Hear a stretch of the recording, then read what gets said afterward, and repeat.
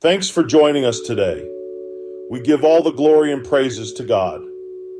Judges 1. After the death of Joshua, the Israelites asked the Lord, "Who of us is to go up first to fight against the Canaanites?"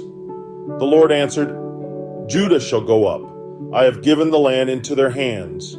The men of Judah then said to the Simeonites, their fellow Israelites, "Come up with us into the territory allotted to us to fight against the Canaanites. We in turn will go with you into yours." So the Simeonites went with them. When Judah attacked, the Lord gave the Canaanites and Perizzites into their hands, and they struck down 10,000 men at Bezek. It was there that they found Adoni-Bezek and fought against him, putting to rout the Canaanites and Perizzites. Adoni-Bezek fled, but they chased him and caught him and cut off his thumbs and big toes. Then Adoni-Bezek said, "70 kings with their thumbs and big toes cut off have picked up scraps under my table. Now God has paid me back for what I did to them." They brought him to Jerusalem, and he died there. The men of Judah attacked Jerusalem also and took it. They put the city to the sword and set it on fire. After that, Judah went down to fight against the Canaanites, living in the hill country, the Negev, and the western foothills. They advanced against the Canaanites, living in Hebron, formerly called Kiriath Arba, and defeated Sheshai, Ahiman, and Talmai. From there, they advanced against the people living in Debir, formerly called Kiriath Sefer. And Caleb said, "I will give my daughter Aksa in marriage to the man who attacks and captures Kiriath Sefer." Othniel, son of Kenaz, Caleb's younger brother, took it. So Caleb gave his daughter Aksa to him in marriage. One day, when she came to Othniel, she urged him to ask her father for a field. When she got off her donkey, Caleb asked her, "What can I do for you?" She replied, "Do me a special favor. Since you have given me land in the Negev, give me also springs of water." So Caleb gave her the upper and lower springs. The descendants of Moses' father-in-law, the Kenite, went up from the city of palms with the people of Judah to live among the inhabitants of the desert of Judah in the Negev near Arad. Then the men of Judah went with the Simeonites, their fellow Israelites, and attacked the Canaanites living in Zephath, and they totally destroyed the city. Therefore, it was called Hormah.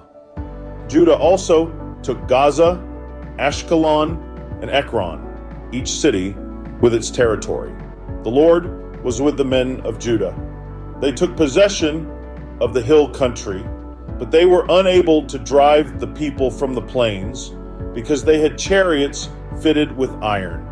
As Moses had promised, Hebron was given to Caleb, who drove from it the 3 sons of Anak. The Benjamites, however, did not drive out the Jebusites, who were living in Jerusalem.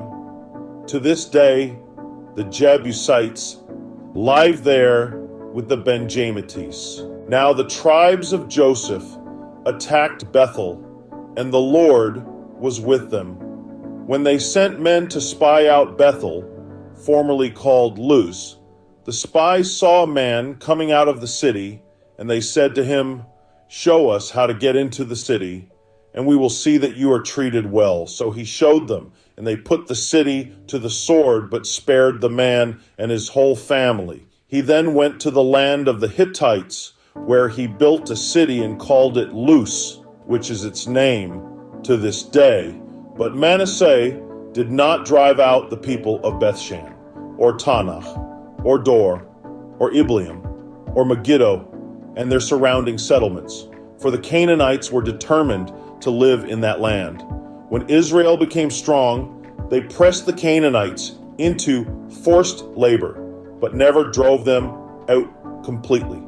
Nor did Ephraim drive out the Canaanites living in Gezer, but the Canaanites continued to live there among them. Neither did Zebulun drive out the Canaanites living in Kitron or Nahalol. So these Canaanites lived among them, but Zebulun did subject them to forced labor. Nor did Asher drive out those living in Akko, or Sidon, or Alab, or Akzib, or Helba, or Aphek, or Rehob. The Asherites lived among the Canaanite inhabitants of the land because they did not drive them out. Neither did Naphtali drive out those living in Beth Shemesh or Beth Anath. But the Naphtalites too lived among the Canaanite inhabitants of the land, and those living in Beth Shemesh and Beth Anath became forced laborers for them. The Amorites confined the Danites to the hill country, not allowing them to come down into the plain. And the Amorites were determined also to hold out in Mount Heres, Aijalon, and Shaalbim. But when the power of the tribes of Joseph increased, they too were pressed into forced labor. The boundary of the Amorites was from Scorpion Pass to Selah and beyond.